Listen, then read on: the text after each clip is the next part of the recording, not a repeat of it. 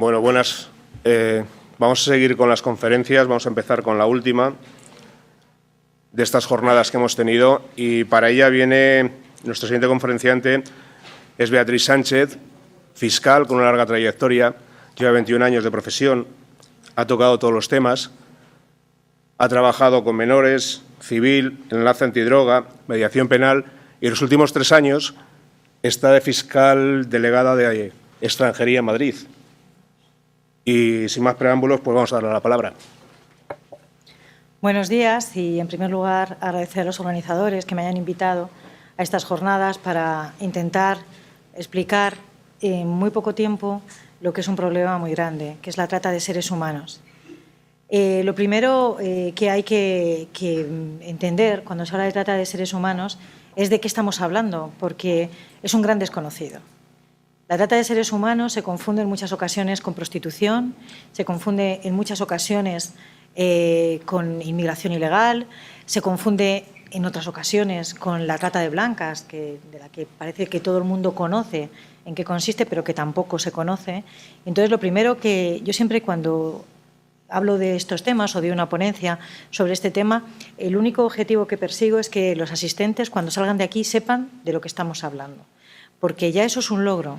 Y creo que solamente entendiendo el fenómeno podemos intentar, desde cada uno desde nuestros trabajos y cada uno desde nuestra posición social o desde nuestro entorno, podemos intentar visualizarlo y saber cómo reaccionar ante un tema tan conflictivo como es la trata de seres humanos. Miren ustedes, la trata de seres humanos, fuera ya del concepto que tiene nuestro Código Penal y que luego veremos, la trata de seres humanos consiste básicamente en coger a una persona, sacarla del entorno al que pertenece, de sus raíces sociales, personales, familiares, culturales, arrancarla de ese entorno, trasladarla a otro lugar donde, aprovechando esa situación de vulnerabilidad, esa situación en la que uno se encuentra, que no tiene nada donde asirse, explotarla bien sexualmente, bien laboralmente o para extraerle los órganos. Esto es la trata.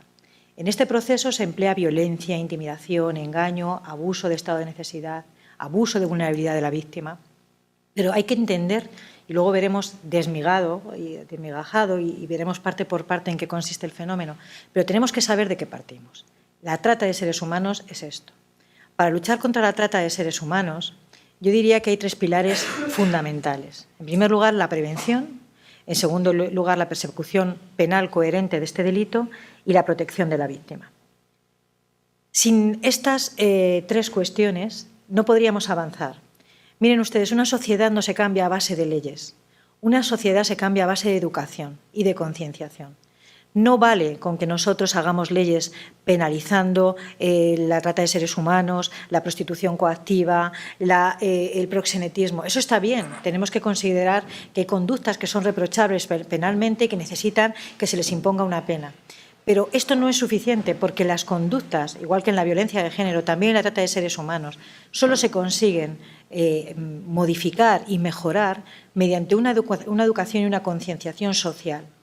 Por lo tanto, la prevención es fundamental. En segundo lugar, como ya he dicho, una persecución penal coherente que no solo incluye el derecho penal interno, el derecho penal de cada país, sino el derecho internacional. Estos delitos son generalmente delitos transnacionales, que tienen normalmente vinculaciones en diferentes países, tanto de la Unión Europea como de fuera de la Unión Europea. Por lo tanto, la cooperación internacional y la legislación internacional es básica para luchar contra este fenómeno criminal. Y, por último, la protección de la víctima.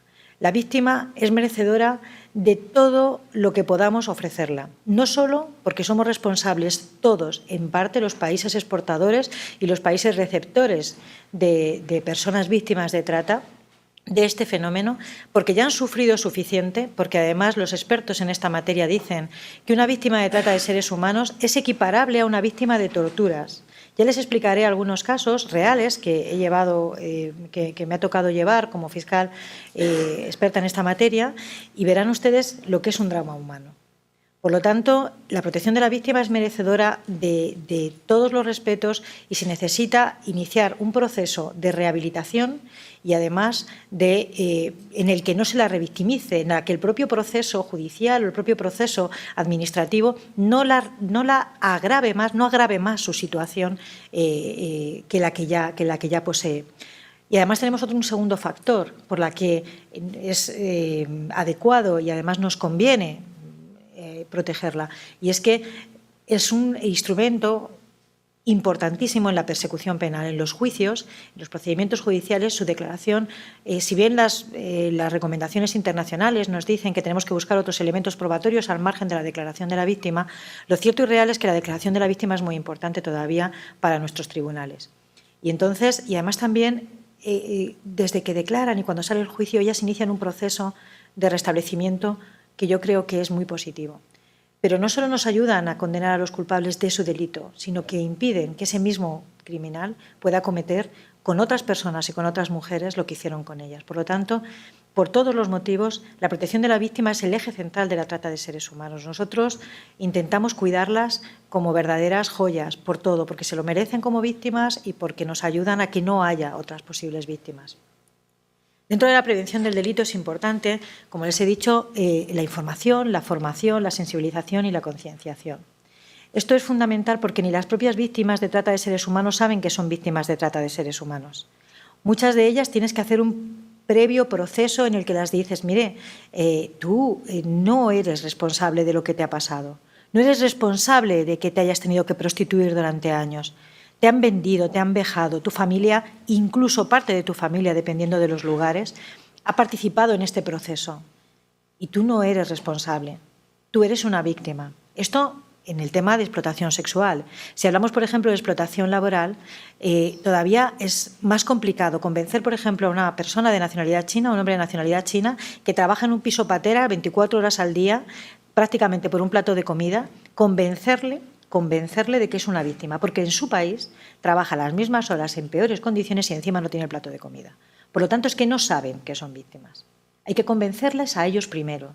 Hay que saber que este problema existe. Y claro, y a nosotros, pero a toda la sociedad. Es muy difícil entender que en pleno siglo XXI exista esclavitud, porque no estamos hablando de otra cosa que no sea esclavitud. Esta es la esclavitud del siglo XX y del siglo XXI. Y claro, llegar a la conclusión de que países occidentales, democráticos, está pasando esto, es difícil. Es difícil asumir que cada uno de nosotros tenemos algo que ver, que cuando vemos una prostituta en la calle, a lo mejor detrás de esto hay un tema de trata de seres humanos o una prostitución coactiva.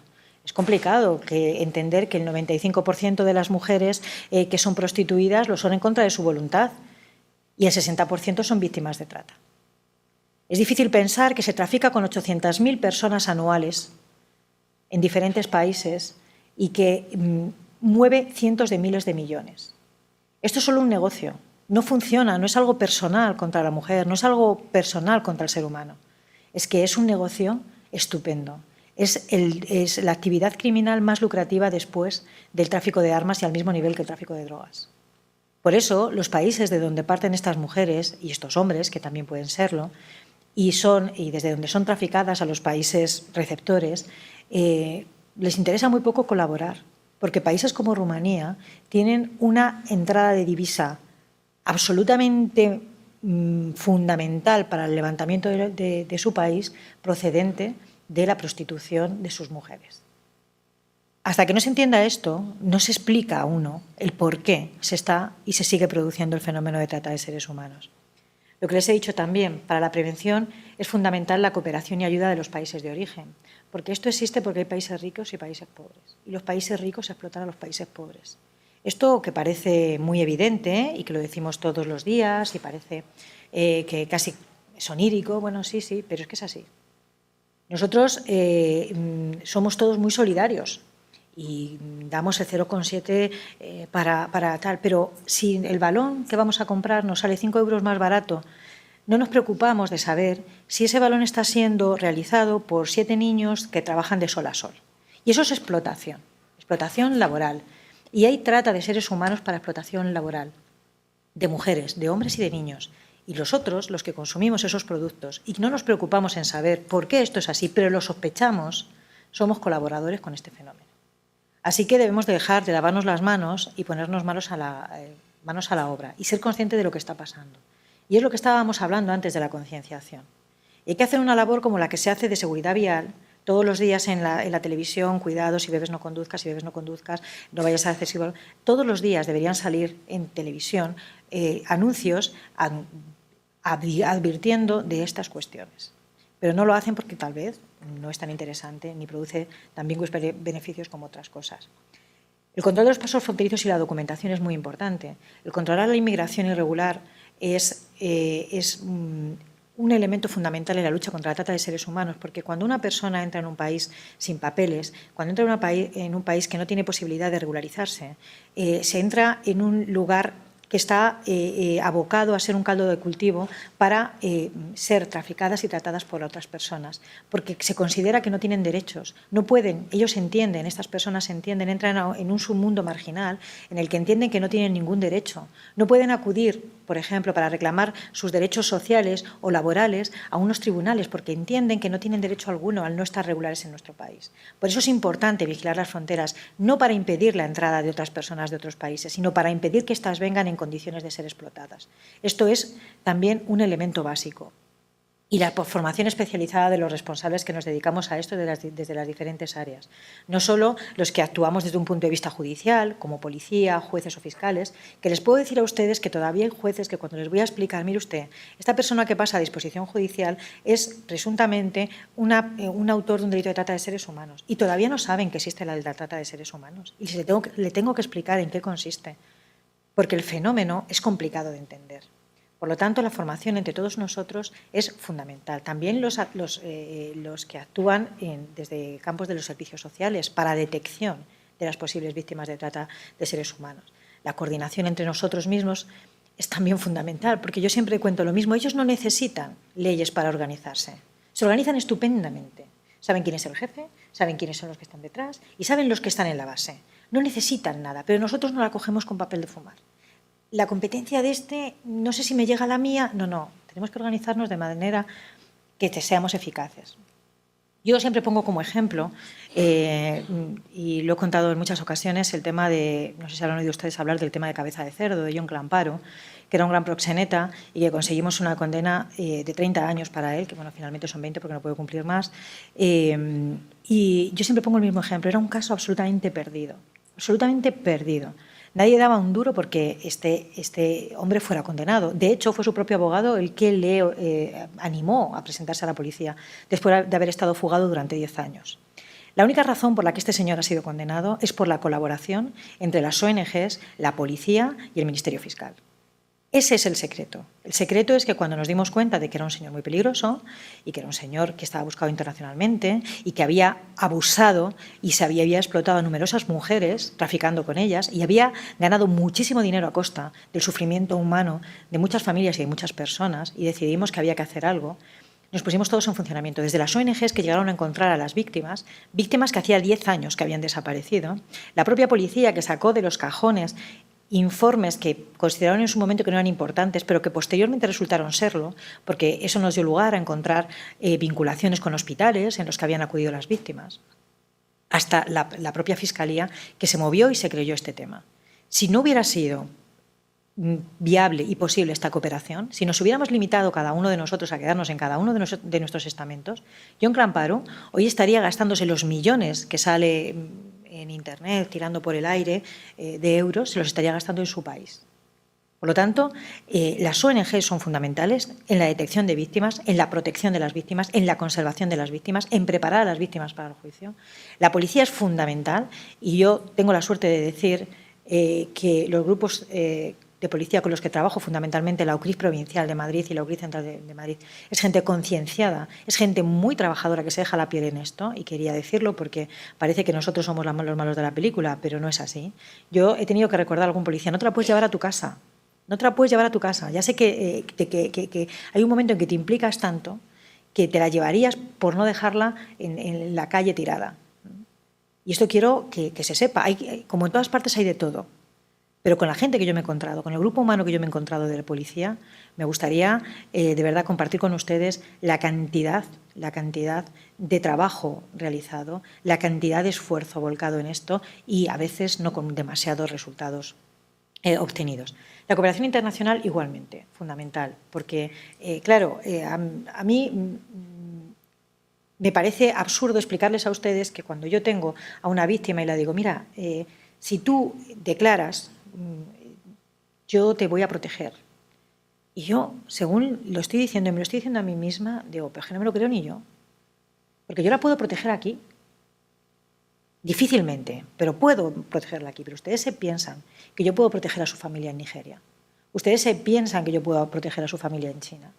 Ni siquiera en Rumanía, incluso siendo de la Comunidad de la Unión Europea y teniendo muchísimos convenios firmados dentro de la Unión Europea e internacionalmente. No solo para protegerla a ella, sino incluso para conseguir cualquier tipo de información por parte de cualquier autoridad extranjera, me las veo y me las deseo. Yo, la policía y los juzgados. Porque cada comisión rogatoria es un siglo para que se pueda localizar a alguien en un país de Nigeria. Como ustedes pueden comprender, intentar que Nigeria, por ejemplo, porque digo Nigeria porque Nigeria, Rumanía y países sudamericanos, especialmente Paraguay, son los principales países emisores de mujeres y de personas víctimas de trata de seres humanos. Conseguir su colaboración es prácticamente imposible. En uno de los juicios que tuvimos de trata de seres humanos, en las que una mujer había sido secuestrada en Rumanía, la habían tenido retenida allí durante unos días, después la habían traído a España, donde había sido obligada a ejercer la prostitución de una forma además brutal. No conocía, por supuesto, el idioma, no conocía absolutamente nada de España. Nos costó muchísimo encontrar a los autores porque no sabía ni siquiera orientarse en Madrid. Ella sabía que cogía un metro, la llevaban en el metro, la llevaban a Montera, allí se prostituía, la recogían de Montera, la llevaban otra vez. Y no sabía, habían empezado obras en el metro y no conseguíamos encontrar la calle de la Oca, que fue donde finalmente supimos que estaban los tratantes. Bueno, esta mujer lo que quería es retornar a su país y tiene derecho a ello, porque la ley de extranjería la permite o bien tener un periodo de restablecimiento y reflexión y una documentación aquí en España o volver a su país. Ella optó por volver a su país porque tenía ya a su hijo y a su familia. Bueno, pues cuando fuimos al juicio, conseguir una videoconferencia que ustedes con el Skype todos los días pueden comunicar con sus familias en el extranjero, y con una organización como es Eurojust, que se supone que es absolutamente eficaz, nos costó 5 meses. 5 meses. Por ello, la cooperación internacional es fundamental, pero tengo que decir que funciona horriblemente mal. ¿Cómo nos organizamos conscientes de esta problemática y conscientes de la gravedad de este fenómeno criminal? Se tomó cartas en el asunto y nos organizamos desde la Fiscalía para hacernos más especialistas y ser más eficaces en la lucha contra la trata de seres humanos. Y entonces se creó una Fiscalía de Sala de Extranjería que está dirigida por don Joaquín Sánchez Covisa, que es el fiscal de Sala, que tiene ámbito nacional y fija las coordenadas del resto de España. Y luego, por provincias, tenemos un delegado de extranjería. En este caso, yo en Madrid soy la delegada de extranjería. Y entre otras funciones tenemos la de la investigación y el seguimiento de los delitos de trata de seres humanos. Lo que pretendemos fundamentalmente es que la coordinación fluya entre cuerpos y fuerzas de seguridad del Estado, la policía, las autoridades administrativas y las autoridades judiciales y las ONGs. Y la verdad es que se están consiguiendo, en los últimos 3 años se han conseguido grandes logros. Por ejemplo, los protocolos existentes en Madrid están siendo muy eficaces. Hacemos como es como un conjunto de profesionales, todos luchando en el mismo lado. Y, por lo tanto, esto nos hace que seamos muchísimo más capaces de sacarlos adelante. Policía, ONGs, la autoridad administrativa es muy importante, porque, claro, si cogemos a una chica, no sabemos que es una víctima de trata de seres humanos, no tenemos indicadores ni protocolizados ni de ningún otro tipo, ni tenemos gente especializada que nos pueda determinar si una mujer es víctima de trata de seres humanos y la repatriamos a su país porque consideramos que es simplemente un inmigrante irregular, pues entonces estamos haciendo un flaco favor al sistema. Por lo tanto, las autoridades administrativas, que son aquellas que también tienen competencias a la hora de regularizar a estas personas, mujeres inmigrantes, que en muchas ocasiones, en la mayoría, son las verdaderas víctimas de la trata, pues que sepan que sepan detectarlas, sepan que efectivamente existe una serie de indicadores que nos van a decir que son víctimas de trata y en ese momento se paraliza el expediente sancionador y la repatriación de la víctima, ¿no? Por lo tanto, la coordinación es importantísima. Las ONGs, que son las que tienen acogidas a las mujeres, lo mismo, ¿no? Hacer un buen trabajo con ellas, por las razones que ya explicaba anteriormente, es fundamental. Parece que el delito de trata de seres humanos es algo que en nuestro derecho ha existido siempre, pero no. Se sorprenderían ustedes, se van a sorprender cuando les diga que hasta el año 2010, hasta diciembre del 2010, no existía el delito de trata de seres humanos en el derecho español como tal. Existía la inmigración con fines de explotación sexual, pero hasta la reforma de la Ley Orgánica 5/2010 no se introduce en nuestro derecho penal la trata de seres humanos. Por lo tanto, si la víctima no era extranjera o siéndolo era de la Unión Europea, no podíamos estar ya dentro de este tipo penal, porque era inmigración con fines de explotación sexual. Por lo tanto, si no eran inmigrantes irregulares, no podía darse ese tipo delictivo. Solo cuando se produce esta reforma es cuando empieza a aparecer el delito de trata de seres humanos, que además amplía su marco, porque ahora también las víctimas pueden ser europeas, pueden ser españolas, pueden ser regulares o irregulares. Y además no tiene por qué ser solamente para explotación sexual, puede ser para explotación laboral o para la extracción de órganos. Pero lo curioso es que nosotros teníamos suscritos acuerdos internacionales anteriores. Desde el año 2000 nosotros habíamos suscrito el protocolo de Palermo y también teníamos el convenio del Consejo de Europa de Varsovia. Y sin embargo, nuestro derecho penal durante años hizo caso omiso y no teníamos el delito de trata de seres humanos. Tuvieron que venir publicaciones americanas, estadounidenses y francesas de decirnos, oiga, que España se está convirtiendo en un país de destino turístico sexual y que España se está convirtiendo en el gran lupanar de Europa y que es un lugar de recepción de prostitución continua. Y solo cuando nos dieron ese toque de atención y salimos en los papeles, dijimos, oh, que tenemos suscritos convenios internacionales, vamos a plasmarlos en nuestro derecho interno. Si no, todavía estamos sin esta regulación. Y ahora vamos a ver cómo define nuestro Código Penal el delito de trata de seres humanos. Van a ver que es muy farragoso, pero luego lo vamos a ver en pequeños apartados y lo vamos a entender mejor. Dice, será castigado como reo de trata de seres humanos el que sea en tránsito español, sea desde España, en tránsito o con destino a ella, empleando violencia, intimidación o engaño, o abusando de una situación de superioridad o de necesidad o de vulnerabilidad de la víctima, nacional o extranjera, la captare o transportare, acogiera, recibiera o la alojare con cualquiera de las finalidades siguientes: la imposición de trabajos, servicios forzados, la esclavitud o prácticas similares a la esclavitud o la servidumbre o la mendicidad, la explotación sexual, incluyendo la pornografía y la extracción de sus órganos corporales.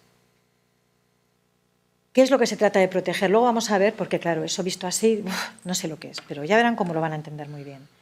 El bien jurídico protegido aquí es lo fundamental, lo que nos distingue del resto de las cosas, la dignidad. La dignidad es lo que nos pertenece como ser humano, nuestros derechos, lo fundamental, lo que es propio de los seres humanos. Todos los derechos fundamentales. Cuando hay un delito de trata de seres humanos, cuando ustedes conozcan a las víctimas, si alguna vez conocen a una víctima de trata de seres humanos, en la mayoría de los casos se darán cuenta que se han vulnerado todos sus derechos fundamentales, los derechos del hombre, los derechos constitucionales, todo lo que se puedan imaginar.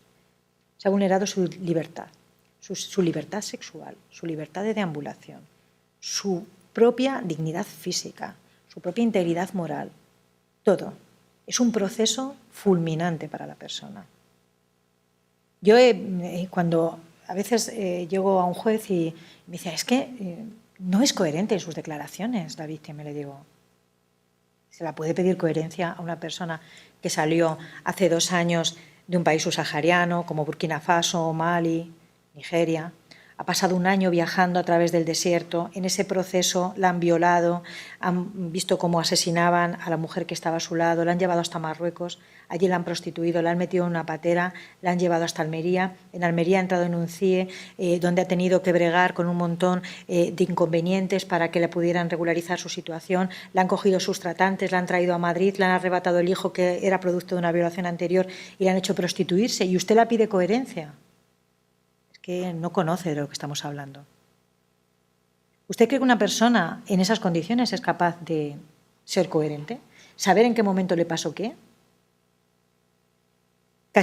Yo siempre digo que no hay un solo supuesto de trata de seres humanos. Hay tantos supuestos como personas que están implicadas.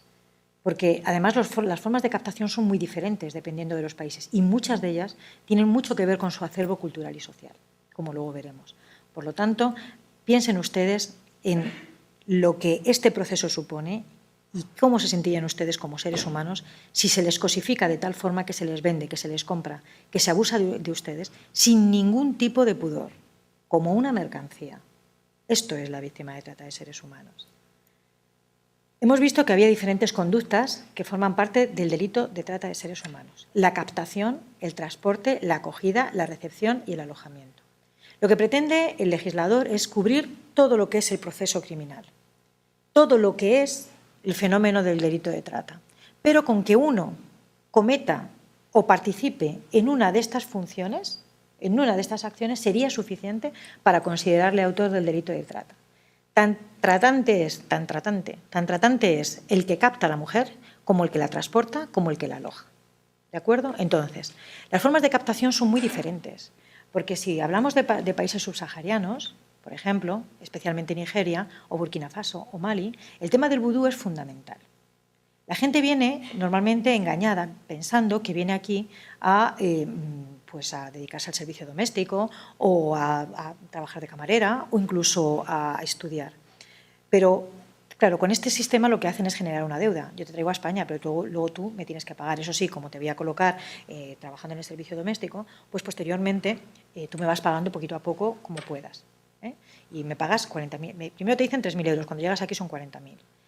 Pero además me vas a dar un poco de restos biológicos, de pelo, de diferentes componentes, porque te voy a hacer vudú. Y claro, cuando tú le explicas a un juez, mire usted, es que ella piensa que si no paga la deuda, le van a hacer vudú y la van a sacar su alma y se va a convertir en un zombi, pues claro, no les parece creíble. Pero si comparamos también cuestiones, por ejemplo, de nuestra religión cristiana, a lo mejor también nos sorprendería cómo reaccionarían otros si pensamos que en un trozo de pan está el cuerpo y la sangre de Cristo. Y esto es así, forma parte de su acervo cultural. Pero es que además, en mucha parte de tribus y en parte de la África subsahariana, existe la creencia de que las mujeres, por ejemplo, son propiedad primero de los padres, después del marido o incluso del jefe de la tribu. Por lo tanto, pueden ser vendidas y está dentro de su cultura. No es tan malo como parece. Luego tenemos que también tener, como decían antes, ¿no?, con el tema de la ablación, hay que meterse también en la piel de los propios familiares. En Sudamérica hay familias, en concreto en Paraguay, que venden a sus hijas. Ellos saben en realidad para qué las venden, pero bueno, a lo mejor tienen una vida mejor, pero es que tienen otras 8 que sacar adelante. ¿Vale? Entonces, no es que se justifique, pero quiero decir que el fenómeno social y el fenómeno cultural y el fenómeno religioso tiene mucho que ver también con estas prácticas. Y luego, esto ocurre, por ejemplo, con el vudú, y tenemos que tener en cuenta que en Burkina Faso el 80% de las personas que se encuentran actualmente en prisión lo son por temas relacionados con el vudú. Es una realidad existente e inminente y que además produce muchísimas conductas delictivas. Sin embargo, por ejemplo, en Rumanía, las mujeres son captadas de otro modo. En general, hay veces que las ofrecen trabajo, las traen engañadas y tal, pero muchas veces lo hacen porque están enamoradas. Son mujeres que proceden de familias desestructuradas, en muchas ocasiones con mucha carencia afectiva. Y entonces tienen captadores, chicos jóvenes, que las enamoriscan y entonces las traen a España con el convencimiento de que vienen a unas vacaciones o a formar una familia y tener una vida mejor. Y cuando llegan aquí, lo que se encuentran es que efectivamente donde van a estar dedicadas es a la prostitución. Vienen engañadas, pero una vez aquí pues se ejerce una violencia contra ellas y respecto a ellas para que efectivamente se dediquen a la prostitución. Y, por ejemplo, en Paraguay o en Brasil hay veces que las mujeres vienen sabiendo que van a ejercer la prostitución, pero cuidado, esto también es trata, porque cuando yo vengo a España para ejercer la prostitución, que a lo mejor ya la estaba ejerciendo en Brasil o en Paraguay, lo hago para enriquecerme yo. Y porque las condiciones que me ofrecen son absolutamente beneficiosas. Porque si a mí me dijeran, mira, te vas a venir a España, vas a generar una deuda de 40.000 euros, que además se va a ir acrecentando cada vez más, porque si tienes la regla y no trabajas, va a aumentar la deuda. Porque si chillas, va a aumentar la deuda. Porque si comes chicle, también. Y nunca vas a poder pagar esa deuda. Y además me dijeran, y vas a trabajar de sol a sol, y en la calle Montera haga frío o haga calor. Y con una minifalda así, aunque te mueras de frío. Y además no vas a recibir nada de tu dinero porque me lo tengo que quedar yo para pagar la deuda. Y no vas a poder mantener a tu familia. Y cuidadito, porque si haces algo, tengo a tu familia allí, que sé dónde viven, sé dónde trabajan, y voy a tomar represalias contra ellos. Y además tu padre ha avalado con su casa el que tú vinieras aquí a España. Y además vas a vivir donde yo quiera, eso sí, vas a vivir en esta habitación, pero me vas a pagar un alquiler por ella. Y además vas a comer lo que yo quiera, pero eso sí, me lo tienes que pagar. No vendrían aquí a prostituirse, dirían, para ese viaje no necesito estas alforjas, me quedo en Brasil ejerciendo la prostitución, pero en mi país. No, la gente viene buscando una vida mejor. Y por lo tanto, cuando se les hace con engaño y cuando luego se abusa y se explota en el país receptor, también es trata de seres humanos. Por lo tanto, las formas de captación son diversas, las motivaciones son diversas, pero en el fondo la finalidad última es la explotación. El transporte, la acogida, la recepción, el alojamiento forman parte de ese mismo fenómeno. Como digo, siempre no es necesariamente, no se necesita una red para que esto funcione, pero generalmente existe. Se capta por unas personas, se transporta por otras, se aloja en otras y el explotador es también parte. Pero el delito de trata de seres humanos se consuma simplemente con cualquiera de estas conductas. Como hemos visto, se castiga tanto cuando es en territorio español, cuando es desde España, en tránsito con destino a ella. Esto lo que pretende tener es un carácter de universalidad, es decir, castigar esta conducta criminal siempre. Cuando nosotros somos los receptores, cuando nosotros somos los exportadores, cuando simplemente pasan por aquí para irse a otro país o incluso cuando se produce dentro de España. Si el traslado se produce, tiene que haber un traslado físico de la persona, pero puede ser dentro del territorio nacional, puede ser de Aranjuez a Toledo, puede ser de Bilbao a Cádiz. Cuando se transporta a una persona y se cumplen todos los demás requisitos, aunque sea dentro del territorio nacional, estamos hablando de trata de seres humanos. Hay que decir que hay pocos casos en España, porque España no es un país demasiado grande y no hay grandes diferencias económicas entre uno y otros lugares. Pero, por ejemplo, en Brasil es muy típico, entre el norte y el sur hay mucha diferencia económica y también cultural, y por lo tanto sí que existe este tráfico de personas dentro del territorio nacional. Los medios comisivos, lo hemos visto, violencia, intimidación, engaño, abuso de situación de superioridad o abuso de estado de necesidad o de vulnerabilidad de la víctima. En realidad, todas estas conductas lo que hacen es, de alguna manera, anular el consentimiento real. Anularlo, bien porque no existe, porque existe violencia o intimidación, o anularlo porque está viciado por un engaño o por una situación de inferioridad o de especial vulnerabilidad. Tengan ustedes en cuenta que casi con cualquiera de estos elementos comisivos estaríamos dentro del tipo penal, pero se dan casi todos.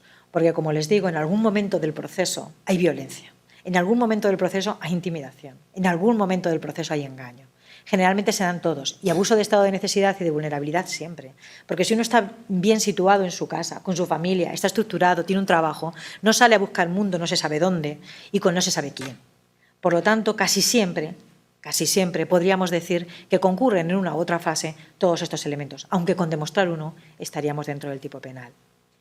¿Cuál es la finalidad perseguida? La explotación laboral, la explotación sexual o los fines para extracción de órganos.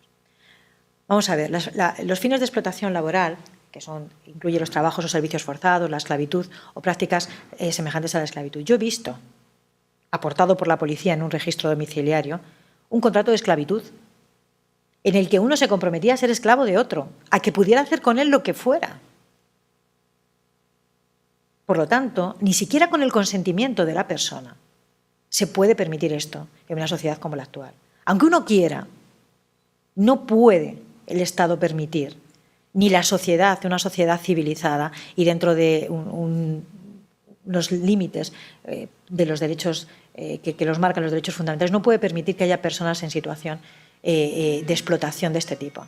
Claro que cada vez es más difícil demostrar una explotación laboral en los tiempos que corren, porque ahora ya casi todos somos, o casi todos son, ya no digo 1000 euristas, son casi 800 euristas, porque ya no se cobran ni 1000 euros y también trabajan de sol a sol y los fines de semana, con lo cual ahora saber cuándo un extranjero, por ejemplo, está siendo explotado laboralmente, pues resulta ya más complicado. De hecho, los casos que tenemos de fines de explotación laboral son escasos, porque además, como les decía, casi siempre está en manos de ciudadanos chinos, o sea, casi siempre las víctimas son ciudadanos chinos, por lo menos los casos que yo he tenido, y colaboran muy difícilmente porque la dificultad es incluso estar convencidos de que efectivamente son víctimas de trata de seres humanos para explotación laboral.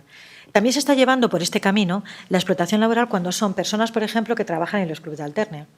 En los clubes de alterne es verdad que a lo mejor están voluntariamente trabajando allí, pero tendrán que tener unas condiciones mínimas de trabajo también. Dicen, no, es que nosotros simplemente tenemos un chiringuito donde estas mujeres se hacen que otras personas consuman alcohol y nos dan un tanto por ciento de esto y luego les alquilamos una habitación. Nosotros no participamos en la prostitución. Ya bueno, pero tendrás que regularlas de algún modo y tendrás que garantizar su salario mínimo interprofesional y tendrás que garantizar otra serie de requisitos. Y entonces, bueno, a lo mejor no es explotación sexual porque ellas están de acuerdo con ejercer la prostitución, pero a lo mejor estamos hablando de explotación laboral. Y luego está la joya de la corona, la trata de seres humanos para fines de explotación sexual, que es el mayor número de víctimas y de supuestos que tenemos es de este tipo y además, como se pueden ustedes imaginar, el 99,9% de los casos son mujeres. Claro, ¿por qué existe? Yo siempre me he hecho la siguiente pregunta y me he dado cuenta que no debo ser yo la única que me la he hecho. ¿Por qué existe trata de seres humanos para explotación sexual muchísima en España y no existe trata con fines de extracción de órganos? En España no tenemos ni un caso. Pues miren ustedes, la razón está en algo fundamental. Lo que hemos hablado antes. Primero, la concienciación y segundo, la regulación. En España se ha mirado para otro lado con respecto al fenómeno de la prostitución. No se ha regulado ni se ha dejado de regular. No se ha prohibido ni se ha permitido. Simplemente no queremos verla. Porque nos escudamos en el hecho de esto ha existido siempre. Es la profesión más vieja del mundo. Ya bueno, pero eso no significa también existe el homicidio desde que Caín mató a Abel. Pero eso no significa que esté bien. Entonces habrá que hacer algo. No me voy a meter en el discurso ideológico de ser prohibicionista, abolicionista o laborista, me da igual, pero tendrá usted que tomar medidas. No vale las ordenanzas simplemente en las que no se ejerza la prostitución en la calle para que no la veamos. Tendrá usted que garantizar unos derechos mínimos de estas personas si considera que efectivamente es un trabajo y que es el más antiguo del mundo. O por lo menos tendrá usted que proscribir el proxenetismo. Porque está bien que la mujer sea libre para decidir sobre ejercer la prostitución o no, que claro, habría que valorar cómo se obtiene esa libertad de consentimiento. Pero vamos a suponer que libremente ha aceptado ejercer la prostitución. Pero ¿y el proxeneta? ¿Por qué le tiene que dar el 70% de lo que gana a un señor que dice que la protege? Como yo las digo a ellas, ¿estás segura que te protege? Te protege de él, ¿no? Porque si tú un día quieres dejar la prostitución, lo mínimo que te va a hacer es romperte las piernas. Porque si estuvieras libremente y le dieras el dinero porque quisieras, podría ser como un agente y decirle, oye, mira, que es que no me gusta como agente y ya no me rentas, me voy a ir con otro agente. ¿Qué pasaría entonces? ¿Tú crees que eres libre para hacer eso? Probablemente no. Probablemente, como le digas eso, lo mínimo que te puede pasar es que te raje la cara. Así que ese es el problema que tenemos en España. Que primero, la prostitución se considera como algo absolutamente normal, que no está mal, que es algo que ha venido ocurriendo siempre y que a las mujeres les encanta estar en bolas en la calle para tener relaciones sexuales con cualquiera a cambio de 25 euros y darle la mayoría de ese dinero a su proxeneta, que es decir, bastante poco de la inteligencia de la mujer. Y en segundo lugar, también nos creemos que, además de que las mujeres quieren y les complace esto, pues que el Estado no tiene que meterse. Y además de no existir esa conciencia global que no damos a nuestros hijos, tampoco tenemos regulación que lo prohíba ni que lo regule de algún modo. Sin embargo, en la extracción de órganos, ocurre lo contrario. Desde pequeño, porque se mama en las casas, porque se les educa así, sabes que si un día necesitas un riñón te vas a tener que poner una lista de espera. Y que, salvo 4 desaprensivos que se vayan a comprar un riñón a donde sea, se asume que es así, que tu hijo va a estar en esa lista de espera y cuando le toque, le ha tocado. Porque se confía también en la legislación que existe sobre trasplante de órganos. Porque se confía en que tenemos una legislación que es una de las mejores de Europa y que no se trafica con esto. Y porque además se necesitaría un número de profesionales tan grande, porque claro, a nadie se le ocurre pensar que va por la calle, le quitan un riñón, le meten en una tartera y se lo llevan a ponérselo a otro. Se necesita un quirófano, una situación de asepsia, muchos profesionales que participen en esto y que no están dispuestos a hacerlo. Esta es la razón por la que hay explotación sexual y por la que no hay extracción de órganos. Claro, que yo me pregunto que si yo lo entiendo y tanta gente lista que se dedica a esto no lo ha entendido, es que a lo mejor hay otros intereses detrás que están impidiendo que esto funcione, ¿no? Voy a pasar, porque se me acaba el tiempo, y yo lo que sí quería decirles son dos cosas fundamentales. Supongo que han entendido básicamente en qué consiste el delito de trata de seres humanos, los medios que se tienen que utilizar, las explotaciones a las que va dirigido, a cuya finalidad se pretende. Y quería hacerles solo dos planteamientos más. En primer lugar, ponerles de manifiesto lo difícil que es investigar este tipo de delitos. De verdad que se pone el máximo empeño, me consta, por parte tanto de la policía como de los jueces y de los fiscales. Pero es muy complicado porque ellos van por delante de nosotros. Como ya les he dicho, generalmente son redes, además tienen dimensiones internacionales. Y en segundo lugar, porque a veces la declaración de la víctima, como les he comentado y por las razones expuestas, es muy complicado de mantener. Además es muy lábil, tiene muchas grietas en muchas ocasiones, a veces desaparecen porque lógicamente tienen miedo. Entonces, no solo podemos confiar en la declaración de la víctima, intentamos utilizar otros medios que nos sirvan para apoyar su declaración o para apoyar los indicadores iniciales que tenemos. Pero claro, es muy complicado porque te hablan de investigaciones con agentes infiltrados. Pero claro, ¿de dónde sacamos un policía que se infiltre en una red china o en una red rumana, que casi siempre son clanes familiares? Lo que intentamos hacer es utilizar pues, escuchas telefónicas, vigilancias con medios electrónicos y sobre todo la investigación financiera. Porque como les he dicho inicialmente, esto tiene como fundamento esencial el ganar dinero. Esto es un negocio, un gran negocio. Entonces, si hacemos investigaciones financieras, nos damos cuenta de cómo personas que no tienen oficio ni beneficio conocido tienen ingentes cantidades de dinero. Entonces, hay que perseguir. Casi nunca lo tienen puesto a su nombre, por eso hay que hacer una investigación real a través de determinadas sociedades ficticias. Es importantísimo, porque además, si les tocamos en ese punto, no solo conseguimos una prueba para nuestro procedimiento, sino que les tocamos en la médula fundamental, que es el ganar dinero. Si les quitamos lo que tienen, si no solo hacemos esa investigación para acreditar el delito, sino para que revierta en beneficio de las propias víctimas, les estamos haciendo un piagua. Es lo peor que les puede pasar, que les quiten la fuente de ingresos. Por lo tanto, nosotros, por lo menos, desde Fiscalía se está intentando promover esa investigación financiera.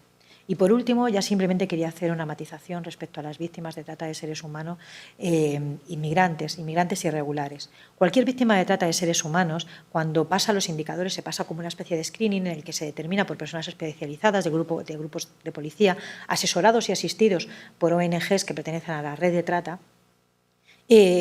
Cuando se ve que esa persona puede ser una víctima de trata con carácter indiciario, porque ni siquiera hay un procedimiento judicial abierto, la ley nos exige, la ley de extranjería nos exige, y la ley y los protocolos que existen al respecto, nos exige proteger a esa víctima desde el minuto cero, a ella y a su familia, con las dificultades que eso supone.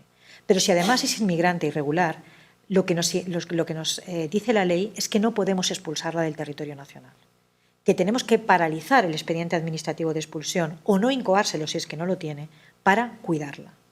Tiene el 59 bis, le ofrece la posibilidad de optar por un periodo de restablecimiento y reflexión, en el que durante ese tiempo, mínimo de 30 días, pueda estar en una situación que no es irregular y pueda restablecerse, como su propio nombre indica, y rehabilitarse en el sentido de tener la tranquilidad suficiente en un marco de paz relativa, para determinar si va a colaborar o no con la justicia.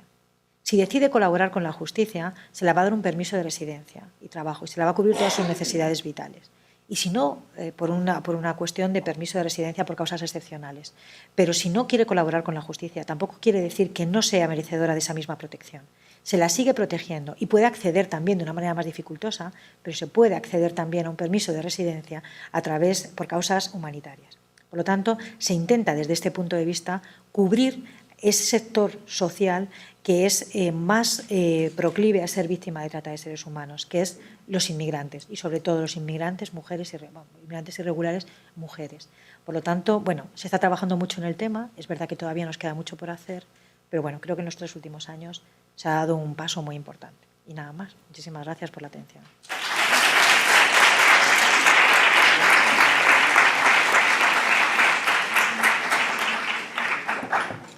Bueno, al hilo de la ponencia esta, por si a alguien le interesa, hoy creo que en Divinity por la noche echan una película que se titula Tráfico Humano, que es bastante dura, es muy dura de ver, pero define bastante bien lo que es la trata. ¿Alguna pregunta?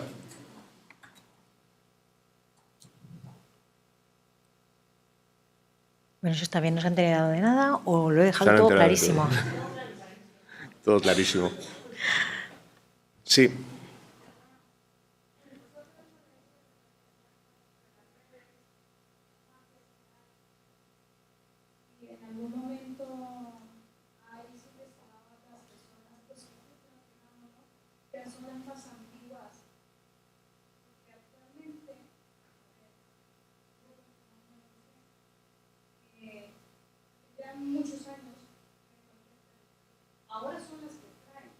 Y prostituyen más que todas las chicas rumanas, porque lo he visto, y son las, o sea, le dicen las mamis, que son las que se sientan a recibir lo que ellas trabajan en toda la noche. Sí, es así. Vamos a ver, el proceso de la trata y de la explotación sexual pasa, es que claro, no tengo tanto tiempo como para explicar todo, pero por ejemplo es muy común que una vez que uno ya ha sido víctima de trata y está asentado, ya no hace falta vigilarle continuamente porque ya ha aprendido esa dinámica de prostituirse y ya lo consideran una forma de vida, un modo de vida, ya no puede salir de allí. Muchas veces solo pueden obtener una mejora en su calidad de vida precisamente colaborando con la propia red. Empiezan a formar parte de la propia red. Entonces son las personas que vigilan, porque son las que más están en la zona donde está ejerciendo la prostitución, vigilan al resto y efectivamente se convierten en malas malísimas en muchísimas ocasiones. Y en otras muchas, la forma de liberarse es volver a su país de origen. Es muy común, por ejemplo, en Brasil, y traer una chica nueva, porque como ellas ya han cumplido edad, como ellas ya son mayores, ya están muy vistas, o sea, dicen, vale, a ti te libero, pero vete a tu país y me traes a otra. Con los mismos engaños que te trajimos a ti. Vas a conseguir un trabajo estupendo, yo allí me he forrado, ¿entiendes? Nosotros a estas mujeres que bien en un momento determinado fueron víctimas de trata de seres humanos, consideramos que el tipo penal prevé una exoneración de responsabilidad para aquellas mujeres que, siendo víctimas de trata, cometan delitos dentro de ese fenómeno criminal, precisamente porque están siendo forzadas a hacerlo. Por ejemplo, mujeres que son víctimas de trata de seres humanos, que se la están obligando a prostituirse, pero que a la vez se obliga a que roben o hurten a los propios clientes. Claro, no podemos penalizarlas por esa conducta porque están siendo obligadas a hacerlo, digamos que no tienen voluntad, ¿no? O, por ejemplo, que las obligan a tener papeles falsos o documentación falsa para poder identificarse. Claro, no las podemos hacer responsables de esa conducta. Efectivamente, en esos supuestos se las exonera, el propio artículo penal las exonera de responsabilidad criminal, pero se planteó esa duda que usted acaba de manifestar. ¿Qué pasa con aquellas mujeres que, habiendo sido víctimas de trata en su día, actualmente participan en la explotación de otras mujeres? Y llegamos a la conclusión, habrá que mirar y valorar caso por caso. Cuidado, porque cada caso es un mundo y no se trata de generalizar. Pero si ha pasado ya cierto tiempo, se considera que ella haya tenido la suficiente posibilidad de haberse salido, al menos no participar en la comisión de este tipo de delitos. Y se las lleva como autoras de prostitución coactiva y de trata de seres humanos en su caso. O sea, dependiendo de cada caso, ya digo que hay que examinar cada caso concreto, pero somos conscientes del fenómeno que usted comenta, es absolutamente real, y nosotros la llevamos como verdaderas mamis, con lo que nosotros llamamos mamis como usted, y que son las verdaderas cooperadoras necesarias para que este fenómeno se produzca.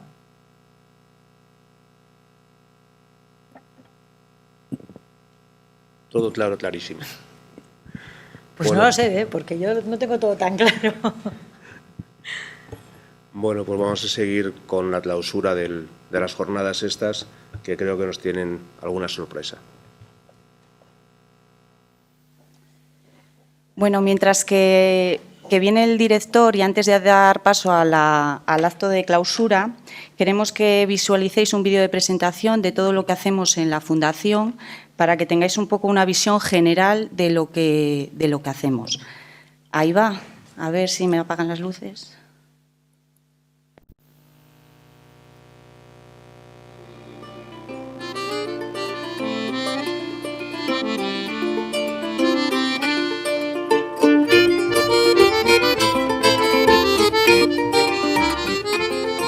Dentro de la página, como veis, es más grande de lo que aparece en pantalla. Entonces, para poder ver el contenido entero, lo que hacemos es utilizar la ruletilla del ratón, ¿vale? Para subir arriba y abajo, utilizáis la ruleta. Muy bueno.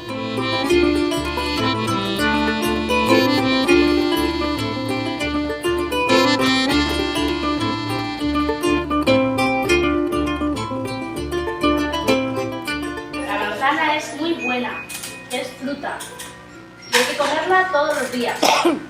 ¿Sabéis cuántas frutas hay que comer? Muchas, ¿verdad? Muchas, muy bien. Ya puedo el agua. Ya puedo el agua.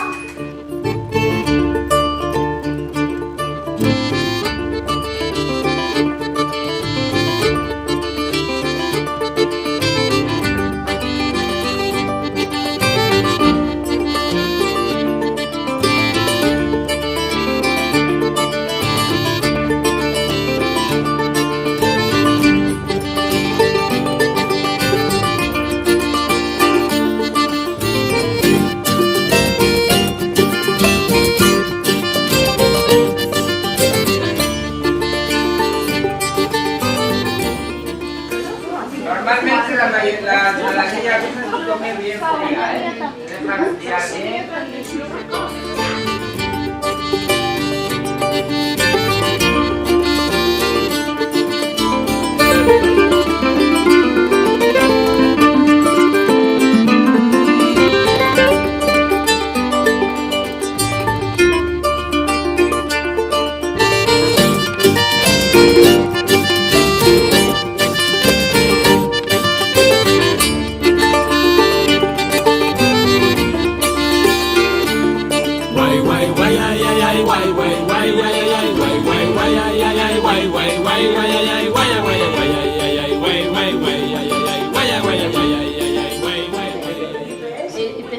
El IPC os lo vamos a poner así. Si quiere, esto no es obligatorio. A ver, no es, en un contrato tipo viene puesto. Otra cosa es que él luego te lo quiera subir o no te lo quiera subir. Pero en todos los Igual luego no te lo quiere cobrar. Una preguntita, pero la mayoría de los contratos viene con eso, ¿no? Con la subida. Viene, Pero, venir, viene. Él luego tiene que él te tiene que avisar. El contrato generalmente es el contrato tipo. Por ley piden un mes de fianza. Hay algunos que piden 2, 3 meses. Bueno, por ley es un mes.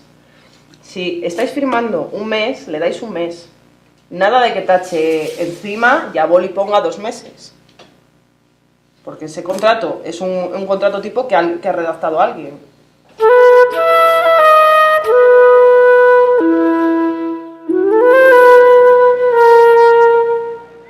Son cientos los casos de violencia de género contra las mujeres en España. El último informe del Observatorio contra la Violencia de Género señala que el 76% de las denuncias por violencia de género acabaron en condena.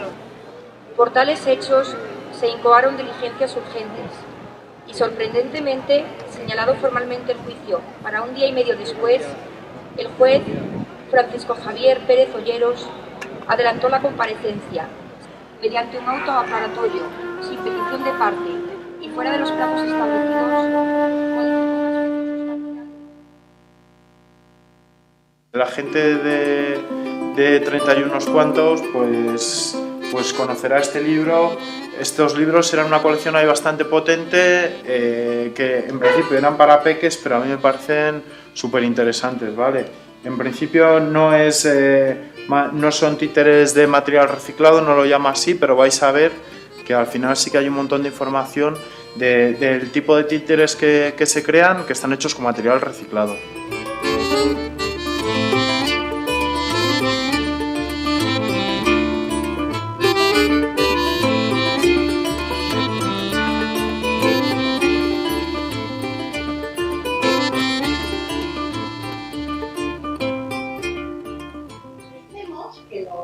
Mentalicemos de que lo que comemos no es solo porque necesitemos energía y compuestos, sino que lo fijamos en nuestra estructura.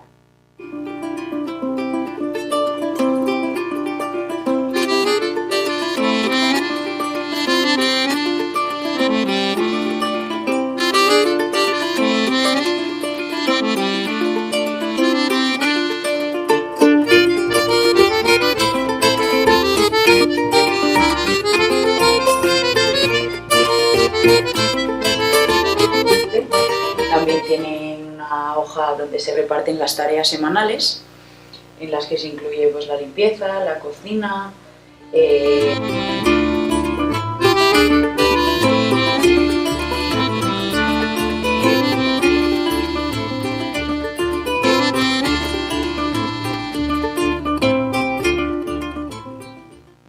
Vale, otra cosa. Ahora, como marchó Evelyn, y Evelyn tenía una manta de un salón, no sé si os acuerdas, pero para Eva.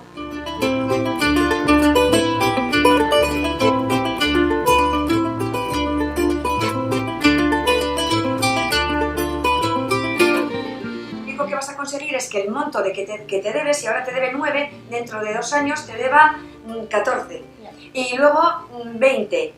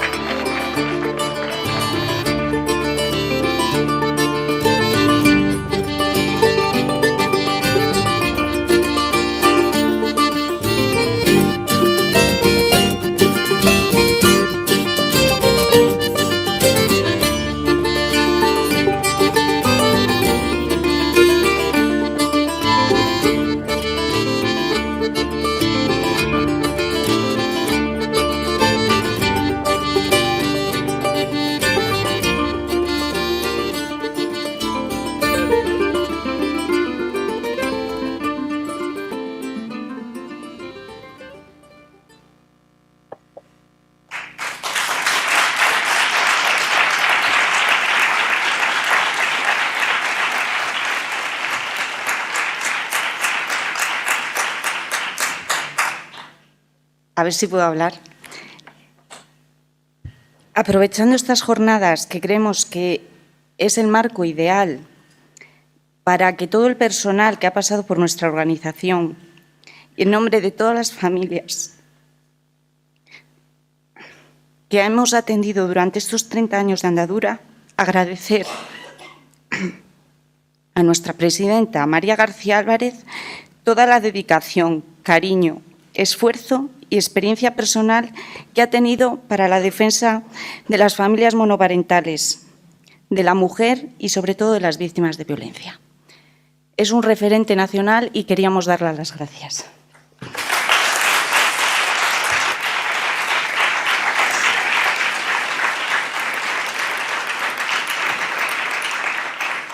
Bueno, ahora vamos a dar paso ya al acto de clausura.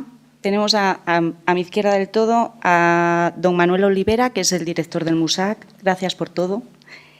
Y a nuestra gran presidenta María. Os dejo. Gracias, me habéis hecho llorar y emocionar.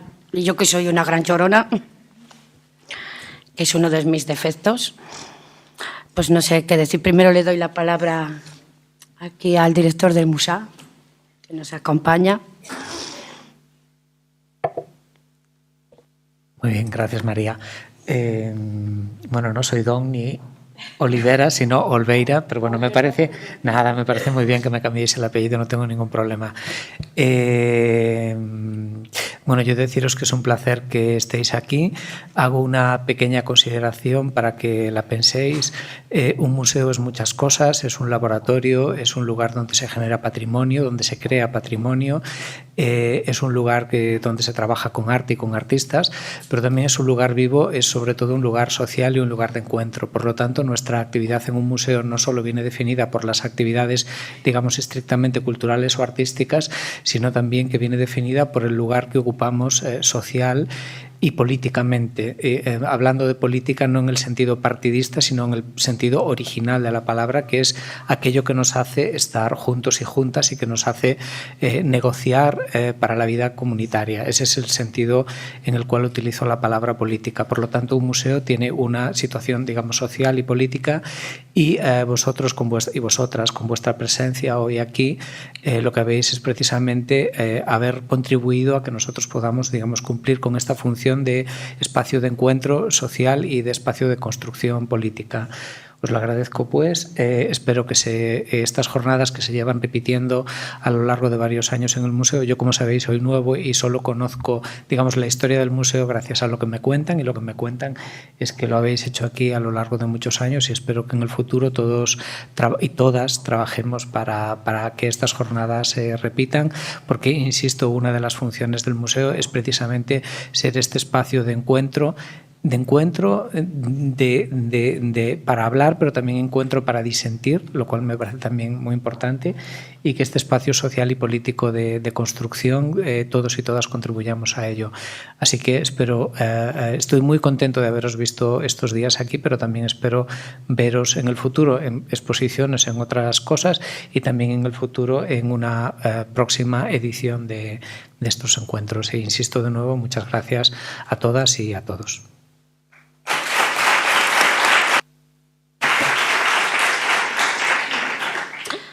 Bueno, pues yo me había preparado algo por primera vez.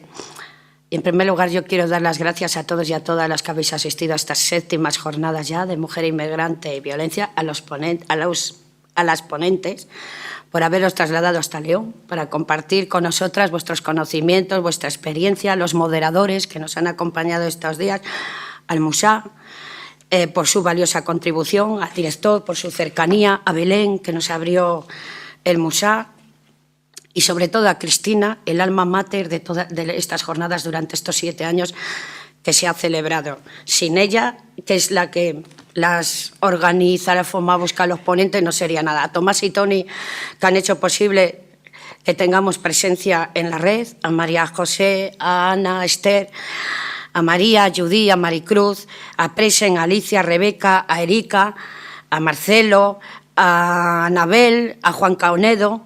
Y por último, no me puedo olvidar de nuestra querida Aurelia, porque a pesar del mucho trabajo que tiene, siempre tiene tiempo para ayudarnos y para estar con nosotras en estos 7 años. Y a pesar de que el año que viene vamos a ser muchísimo más pobres, esperamos poder celebrar las 8ª jornadas de Mujer Inmigrante. Gracias a todos y hasta el año que viene.